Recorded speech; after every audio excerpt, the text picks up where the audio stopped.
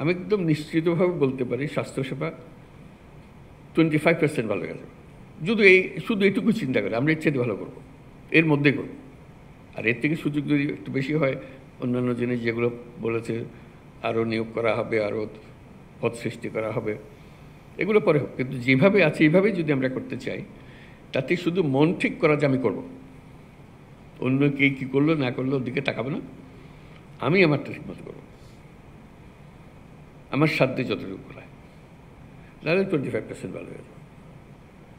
এই 25% কিন্তু অত্যন্ত মূল্যবান 25%।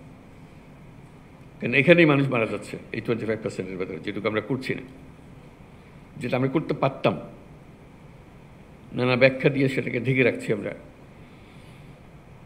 কিন্তু ভেতরে আমি জানি যে আমি পারতাম। কী হয়েছে, আমি গতের মধ্যে পড়ে গেছি। ওই যে স্বাস্থ্য উপদেষ্টা মহোদয় বললেন যে হাসপাতালে গেলাম, যেখানে যা থাকার কথা নাই, যেখানে যা করার কথা করছে না, ইত্যাদি ইত্যাদি। এটা তো কারো অপেক্ষায় না, এটা তো আছে। রিসেপশনের জায়গায় থাকবে, যাকে সাহায্য করার কথা তাকে সাহায্য করবে। এটার জন্য আইনওয়ালা বদলানোর দরকার নাই, কিচ্ছু বদলানোর দরকার নেই। শুধু যেটুকু নিয়ম পালন করার বিষয়। এই সম্মেলনে আমরা চেষ্টা করি ওই 25% যেটার কথা বললাম নিজেরা করে ফেলতে পারবো, এবং 25%-এর চেয়ে তো একটু বেশিও করতে পারবো। এই জন্য এটা মহা সুযোগ।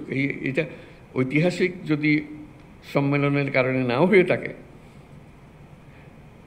এটা মহা পরিবর্তন দেশের মধ্যে এসছে। আপনারা নিশ্চয়ই অনুভব করেন সেটা।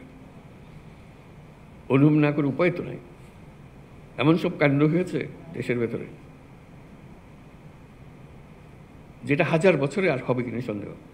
ওয়ালটন আবারও মিলিনিয়ার অফারে ওয়ালটন ফ্রিজ কিনে আপনিও হয়ে যেতে পারেন মিলিয়নিয়ার।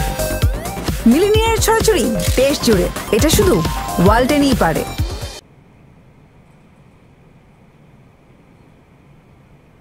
আমরা তার মধ্যে আছি, যে 1000 বছরের যে পরিবর্তন,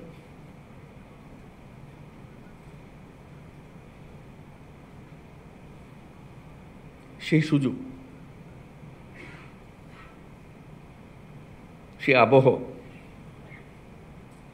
এর ভেতরে আমরা আছি। এই যে একটা জোয়ার, এই জোয়ারের মধ্যে যদি আমরা ঢুকে পড়ি, চিন্তা করেন আমাদের কি পরিবর্তন সম্ভব। আমি আবারও বলছি, কিছুই পরিবর্তন হচ্ছে না। মেশিন ভাগা পড়ে আছে, যেখানে যেটা থাকার কথা সেটা নাই, ইত্যাদির মধ্যে শুধু একটা মহা সুযোগ পেয়েছি, এবং এটা আমার আপনার মাধ্যমে হচ্ছে। আমরা এই প্রবাহের মূল চালিকা শক্তি। আমাদের ছেলে মেয়েরা, বাচ্চারা এখনো নাই, ওরা আসবে, ওরা দেখবে। যারা আমাদের থেকে বয়সে বড় তারা চলে গেছে বা কর্মক্ষেত্রে নাই, আমাদের হাতে এটা, এই পরিবর্তনের জোয়ার।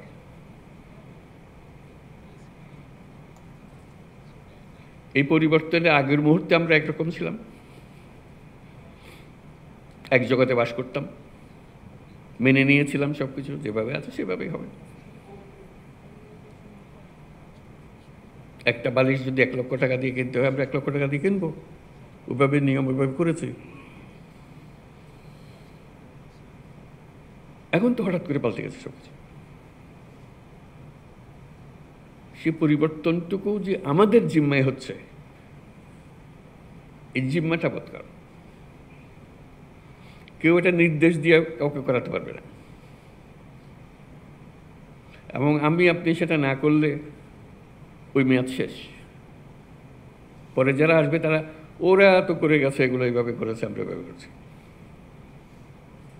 আমরা কিন্তু বলতে পারছি না ওরা ওইভাবে করে গেছে, আমরা ওইভাবে করছি। ওদের যুগ শেষ, এটা আমাদের যুগ।